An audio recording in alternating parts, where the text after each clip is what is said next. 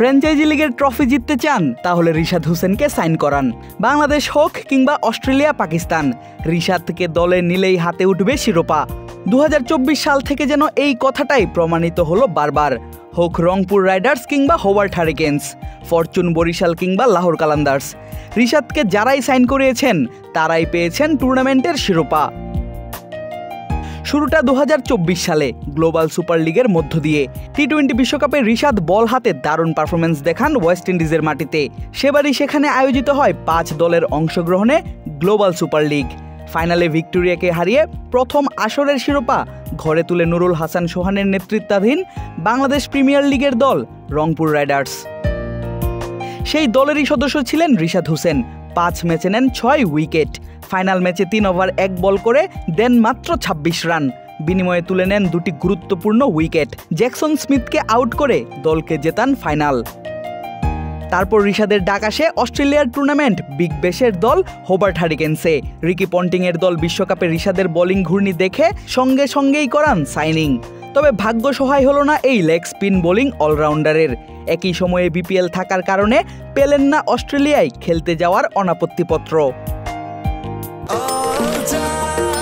নিশ্চিন্তে খান স্বাস্থ্যকর all time পান, অল টাইম হেলদি লাইফ। তবে রিশাদকে সাইনিং করানোর সুফল যেন পেয়েছে হোবার্ট হারিকেন্স। জিতেছে 14তম আসরে এসে নিজেদের প্রথম শিরোপা। আর সে সময় বাংলাদেশে থাকলেও রিশাদের মন যেন পড়েছিল সেই অস্ট্রেলিয়াতেই। সময়ে সময়ে হোবার্টকে জানিয়েছেন শুভকামনা।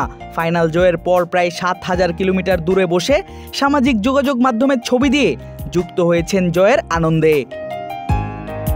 যেই বিপিএল খেলার জন্য হোবার্টের হয়ে বিগ ব্যাশ খেলা হয়নি রিশাদের, সেই বিপিএলে রিশাদ খেলেছেন তামিম ইকবালের নেতৃত্বে ফরচুন বরিশালের জার্সি গায়ে। বাকি গল্প জানা সবার। টানা দ্বিতীয়বার শিরোপা ঘরে তুলে তামিম, মুশফিক, রিয়াদ, হৃদয় শান্তদের ফরচুন বরিশাল। আর সেই দলেরই অবিচ্ছেদ্য অংশ ছিলেন রিশাদ হোসেন। বল হাতে 10 ইনিংসে পেয়েছেন 7 উইকেট।